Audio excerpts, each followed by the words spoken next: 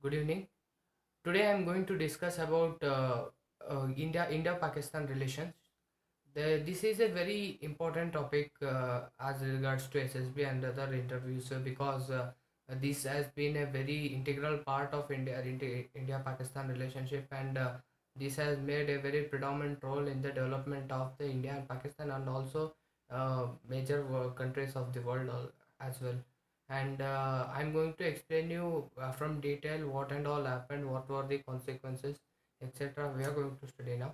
So what happened is when we got independence according from the Indian Independence Act 1947. So from there, the Lord Mountbatten agreed for the partition of India into two nations, that is India and Pakistan. And that too, Pakistan was also a two nation theory which was proposed by Muhammad Ali Jinnah. That one was uh, what is East Pakistan, and another was West Pakistan, which is now Pakistan, and East Pakistan, which is now today known as Bangladesh. This liberation of Bangladesh has also a one different story, which is integral part of India-Pakistan relations. So we are going to detail study. So what happened is when Mountbatten agreed for the India partition of India into two nations, that is India and Pakistan, there was a migration of thousands or millions of people of Muslim minority to minority people. So many people migrated from India to that Pakistan, and from that places minor some small uh, community of Hindus and other castes also came to the India. So there was major migration in that process. Most of the people were killed. Most of the people were what you say lost their life due to that what you say migration and all. So it was also very okay. I think because of the only idea of Muhammad Ali Jinnah, the two nation theory came into existence, and also the partition of India took place. So from that, so many people lost their lives, and so what happened is that altogether was different ball game. But Indians relations did not get harmed due to this migration or people losing their lives, but there was another ball game from which these India and Pakistan relations evolved together in a different way. That is actually what there is a two places, that is the one Junagadh incident, another one is Kashmir incident. Say Junagadh was a place, actually it is a place, now we don't call it Junagadh, it is some integral part of Gujarat.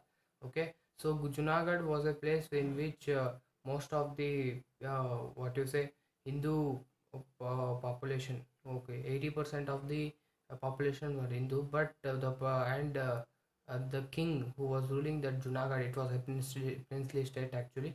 So the king who was ruling there was a Muslim, Nawab of something, but he was a Muslim. I know that. So what happened is he was as he was Muslim, he approached Pakistan that he want to integrate its nation into the Pakistan, and Pakistan when Junagadh gave the call for Pakistan, and on 15th August 1947, when Indian independence came, the Pakistan accepted the what you say request of integration of Junagadh to Pakistan nation on 17th September 1947. So there was a problem here, as most of the Hindu population wanted that their population wanted they wanted to become an integral part of India, but the king wanted vice versa. So here there was a big conflict, and there was so many discussions done between the governments of India and Union of India and Dominion Pakistan. But what actually happened is the king, the Nawab of the Junagadh, flight to the Pakistan, giving the controls to nobody.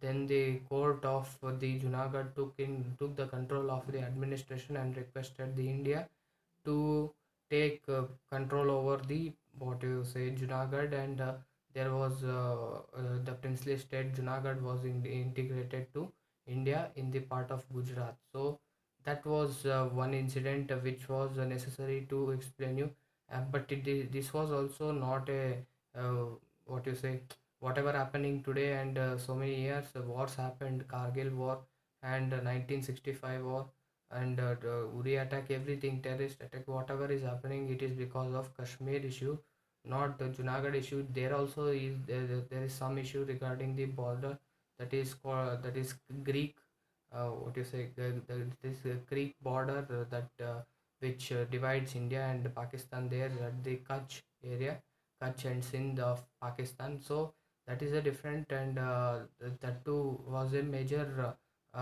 role played. That too played a major role in the, what you say, 1965 war. Actually, 1965 war began from that place only, but so many people don't know that it began from there. I am going to explain you.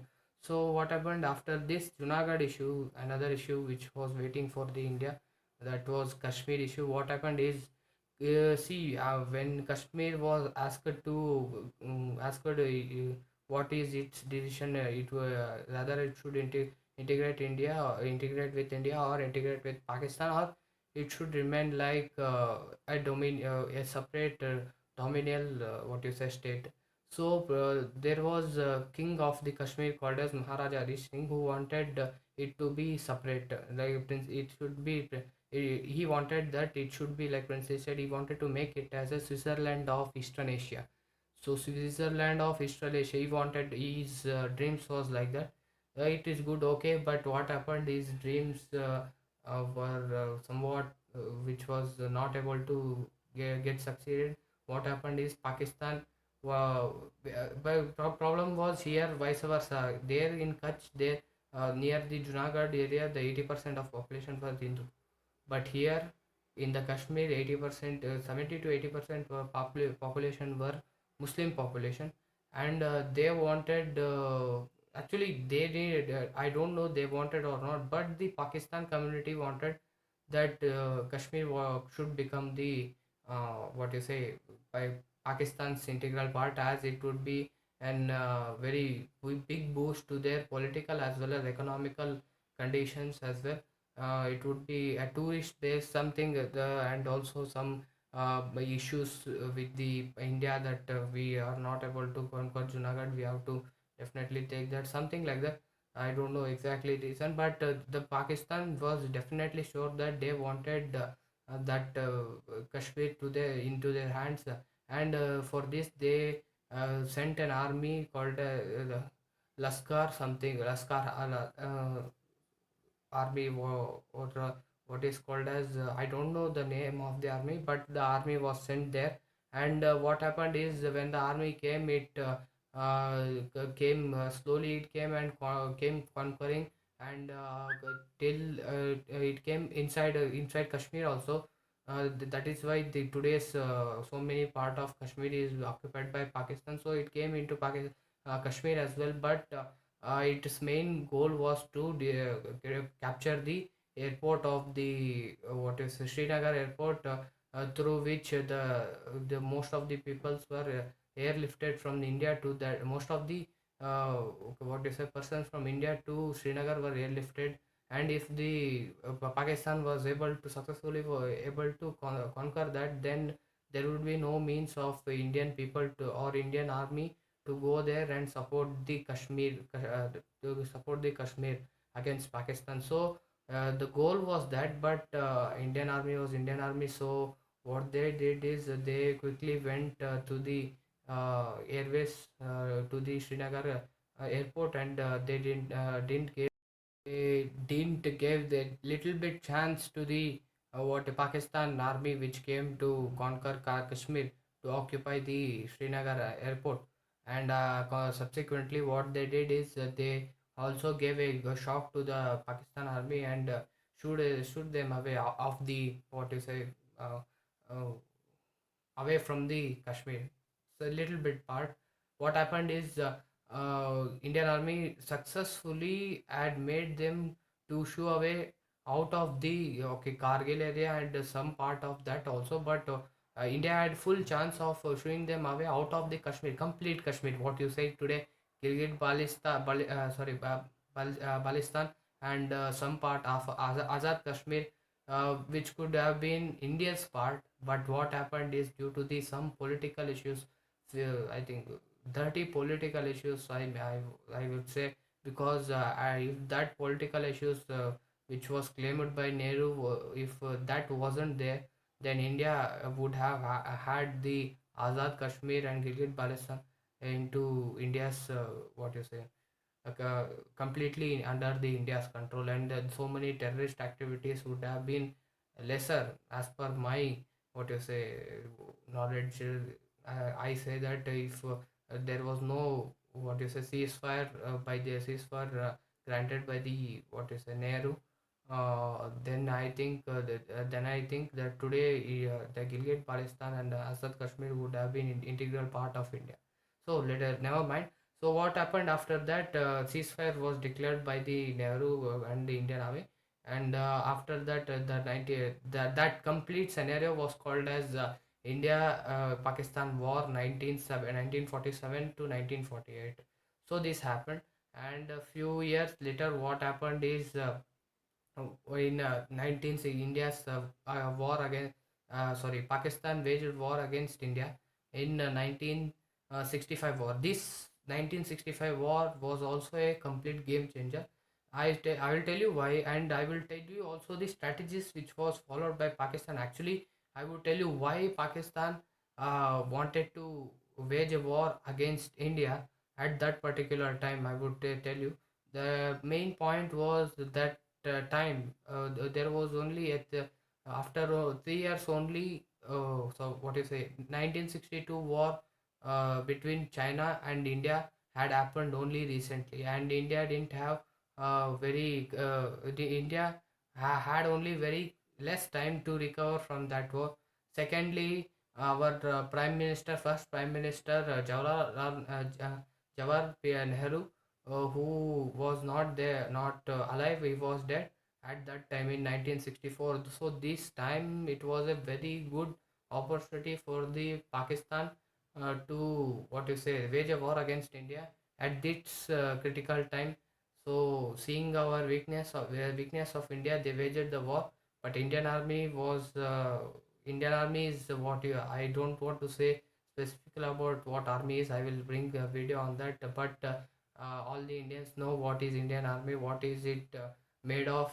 It is made of the what you say responsibilities and the what you say the training which is given here. I and the boys who are made men out of the boys are ready to do anything and everything for their country's country's welfare and safeguarding.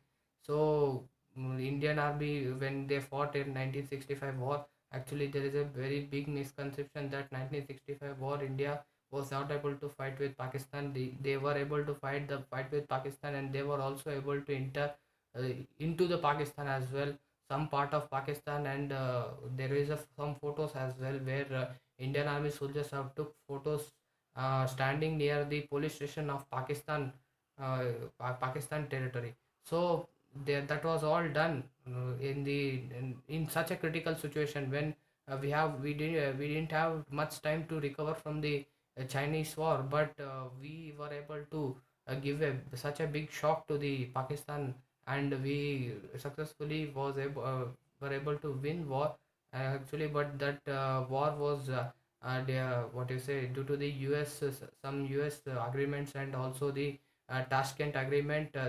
We have to return back where we were. Okay, what we have won in that war, 1965 war, we have to leave that everything, and Pakistan has to also leave everything what it had lost or win in the war. It should leave that place and come back to its original places. That was declared in Tashkent agreement. So due to Tashkent agreement, it was also foolish thing. Who signed the Tashkent agreement? I don't know. Most probably Prime Minister at that time. But it was a very foolish thing, as we entered so much deep into the Pakistan. Why should they have signed that agreement? It's my question to lay my mind. So after the Tashkent agreement, everyone was moving to their what you say moving to their original positions where they were standing before the war. So this happened, And after that, in the big war happened, 1971 war, India Pakistan 1971 war. This war was a war which was apart from the Kashmir issue. This was a different ball game, because this war was fought for liberation of, for the sake of a nation, for the sake of a country. Actually, it was not a country at that time, but it was fought for the sake of the safety of the people of East Pakistan. What happened is, when General Yahya Khan sent his, what you say, general, General Yahya Khan was ruling, actually was prime minister at that time. He was ruling there in West Pakistan, that is the today's Pakistan. He was ruling there. And here in East Pakistan, what happened is, in elections, Syed, what you say, whose name is Syed Muhammad whose party, now who is there, prime minister who is there, his father, now Bangladesh prime minister's father had won the elections there. And he was about to start, uh, start his government there. But General Yahya Khan was very cruel, and he wanted to rule both in West Pakistan and East Pakistan as well. So what he did, he said his army general to go there and do a mass genocide. I know that you must have been knowing the meaning of genocide. A genocide is nothing but a mass slaughter, and uh, that happens. So many peoples are being killed in the genocide, which is now happening in the West Bengal. That is similar to genocide only. So genocide was declared, and there was Bangladesh considered the that time general of army as the mass slaughterer of the Bangladesh people. And more than 30 million people were killed. And due to the fear of killing of other peoples as well, the people from there migrated. And this migration was migrated, Bangladesh people, that time East Pakistan people migrated from East Pakistan to the provinces of India. So this migration, basically we call them as refugees. If some countries people come into our country, uh, we call them as refugees. So refugees were came into India at that time. And more than so many refugees were there. India was not able to handle for some time, but India is India. India was able to handle after some of the time. Indira Gandhi was also looking into the matter. She was silent at that time, but after few days she was also coming up with a plan how to tackle the situation, as it is very, what do you say, it is a very low class idea, according to me. That General Yahya Khan's general, see, he was a first batch of Indian military personnel which was trained in Royal Military College, London. So in that, Sam Manekshaw was also there. So I don't think that General Yahya Khan and Sam Manekshaw were friends actually. There is a two different perspectives of leaders, and two different types of leaders, one who fought for liberation of one nation, who fought, and another General Yahya Khan, who fought for the, what you say, destroying one nation. So it is, see, there is a different two perspectives. Then never mind, we'll come back to the topic. So what happened is, their refugees came into India, and Indira Gandhi took some time. Indira Gandhi and also the Field Marshal Sam Manekshaw, and now late Field Marshal Sam Manekshaw took time. At that time he was general, so both of them took time. And on December 3rd, no, 1971, war was declared against the army which was in the East Pakistan, the Pakistan army which was in East Pakistan. And there the war took in such a way that 93,000 okay, what is say, soldiers, Pakistan soldiers surrendered to the India, and they were taken to India as a prisoners of war. Here we can see a biggest lesson that never a man should never try to become a god, like General Yahya Khan tried to did. And here we should take another lesson from this Field Marshal Sam Manekshaw as well, as we won the war and we took the prisoners of war to the India, but we didn't even do any, or not even a scratch was made to that prisoners of war. We cared them as they were soldiers of the other nations. We should respect them also. They are fighting for their country as we are fighting for. That means soldiers are fighting for. So they took care of them, and they were so happy. The prisoners of war were so happy that they what you say उन्होंने इन Sam Manekshaw को इतना धन्यवाद दिया कि मतलब it was a different feeling for Sam Manekshaw. Actually, it is a very good lesson, as we also respect enemies as well. It is a very good thing about India that we don't hate somebody for a very small silly things. That is silly things only, but that is a very big thing actually. But we didn't hate them, and we respected them, their profession, and we cared for them, the prisoners of war. After that, what happened in 1972? Shimla Agreement was called, and Shimla Agreement, in that Shimla Agreement, the Pakistani President and Indian Prime Minister signed that Shimla Agreement, and the 93,000 prisoners of war were let to go their home in Pakistan. So this is what is Indian Army is all about. India nation is all about. And at that time, I would salute that the Field Marshal Sam Manekshaw and also the Prime Minister Indira Gandhi. It was such a beautiful thing done. I and also the every uh, Indian would respect them as they liberated East Pakistan to form a new nation called as Bangladesh today, and also they gave a very beautiful what you say support to the prisoners of war. See, the enemy doesn't mean that we have to what you say only go on killing on enemies. And it also doesn't mean that we shouldn't kill them. It just is a matter of time. At what time we have to do that should be a very what is clear in your mind. Very sure it should be very clear in your mind. Okay, so after that agreement, 1972, there was some peace. There was some peace for some time. There was a ceasefire violation going on for so many days, and that was not a big issue. So the fighting was going on daily, but what happened is in 1999, that time Kargil war happened. Before that, only our honorable Prime Minister, Mr. Atal Bihari Vajpayee, went there through bus from Delhi to Lahore. Through bus, he went and he gave a hand of what you say peace and peace with the Pakistan, and he wanted India and Pakistan to be existing with peace. Uh, he wanted to maintain peace with peace among the countries, but this agreement and this meeting was not successful, as after few days only what Pakistanis did was a what a you shit thing. What they did is they actually there is a mutual core understanding. Sorry, mutual understanding between Indian Army and Pakistan Army is that when in Kargil, what happens is in winters normally in normal time, summer time also, no human can be there, but Indian Army and other armies will be there. I don't know about other armies, but Indian Army will be there for better for safeguarding our country, uh, where you normal humans cannot be there, like that they say, but Indian Army is there. So what happens is in winters it would be very difficult to what you say normal humans they to be there at the temperature of -53 -54 degrees degrees Celsius there.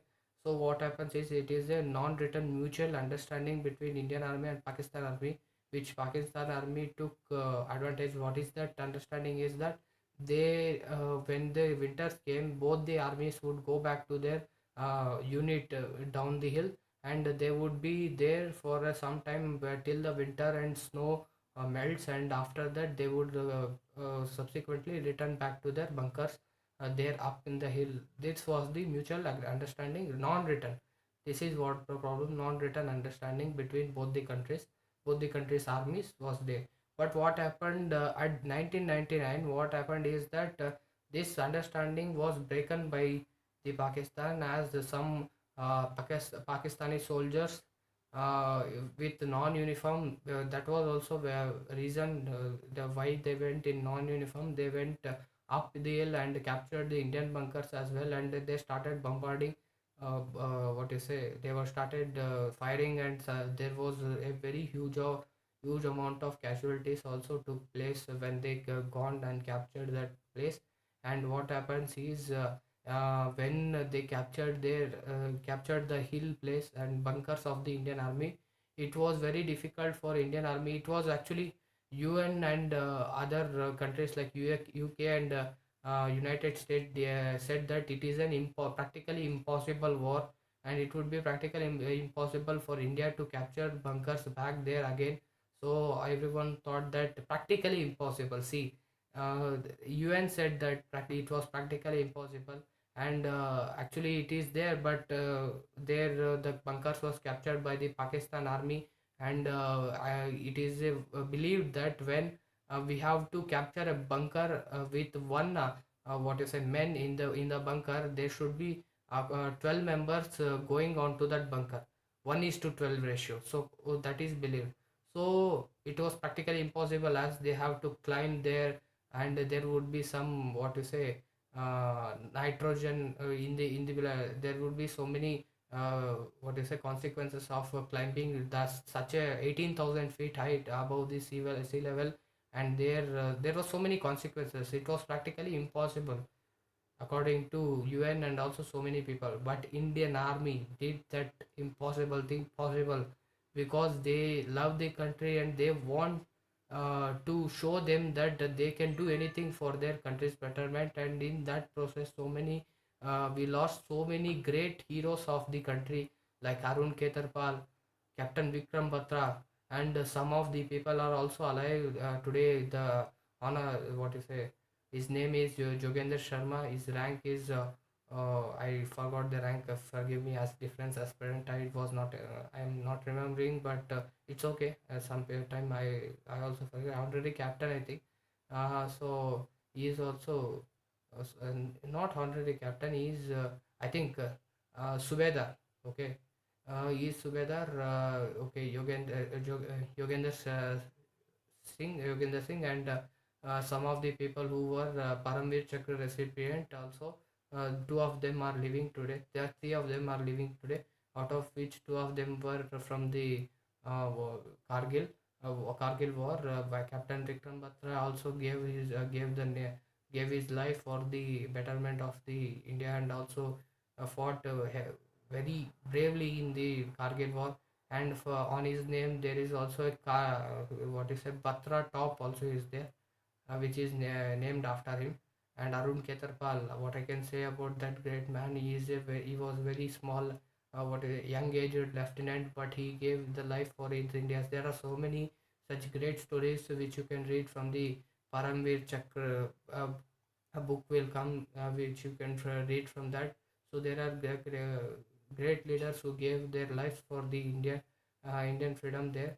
And what was the consequence if India was not a what would have happened if India was unsuccessful in I would say that if India was unsuccessful in capturing the posts bunkers in the Kargil, what would have happened? See, there is a road from which the transportation of Indian Army goods and weapons, everything takes place, and also rations, ammunitions, medicines, everything takes place to India and as well as Indian Army. So if there the Pakistan Army was what do you say, if it was successful in capturing the Kargil, then our road would have gone, and they would have been having the huge control on that road. And our economy was I think it was a very big issue at that time. So Indian Army took that chance. It went as it lost so many soldiers and men who fought bravely bravely in the Kargil. It lost so many people, but eventually it was able to get victory on 26th January, July, 26th July of 2002. And it was it was 2002 or 1999. Forgive me, I forgot the date. 2002, I think. So at that time they were able to get a victory, and some parts of the Pakistan were bunkers in the Kargil was still need to be occupied, but due to the international pressure, the Pakistan withdrawal from there, and withdraw their positions from there, and we were successfully able to shoo them away out of the Kargil places. So This was about the Indo-Pakistan relations. There are other incidents happened in recently, like Uri attack, and in 2008, the Taj Mahal hotel was attacked by the 10 terrorists, and there is also the ceasefiring going on daily, and not now, but 1 year back, there was a heavy ceasefire going on uh, near the Pakistan border. See, this is going on everywhere. See, ultimately, I think that we are coming into a certain stage that we can resolve this issue of India-Pakistan with the bilateral talks. According to me, so there is. I think after this Uri attack and Pulwama attack, I don't think that I think that there would be problem of terrorist, but I don't think that we can't resolve this. Uh, Issues with Pakistan without with talking. It can be resolved as per my knowledge. So the terrorist problem will be there. That I will explain how can we tackle terrorists. According to me, there should be. I have thought something. So if I go to the army, I will successfully implement that. So let us see what happens. I am hopeful that relations with India, relations of India with Pakistan would become better as we go on into the future. And thank you for listening me. And if you have really found this video helpful, please like this video, and please share this video with your friends who are preparing for SSB interview, and also please don't forget to subscribe. Thank you. Jai Hind.